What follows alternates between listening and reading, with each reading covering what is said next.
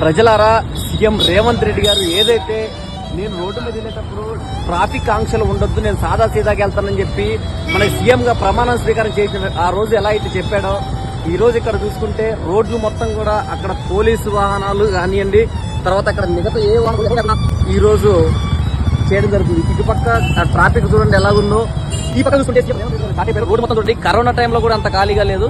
అలాంటి సిచ్యువేషన్ రేవంత్ రెడ్డి ఏదైతే వాహనాలు వస్తాను, నేను నాకు సాదా సీదా పబ్లిక్ తోనే నేను వెళ్తానని చెప్పడం జరిగిందో అదంతా కూడా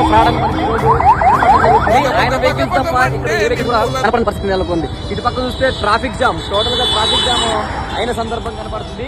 ఇటు పక్క సీఎం రేవంత్ రెడ్డి గారు ఏదైతే ఆయన వాహనం ఉందో వాహనానికి సంబంధించి రేవంత్ రెడ్డి గారు వెహికల్స్ అన్ని కూడా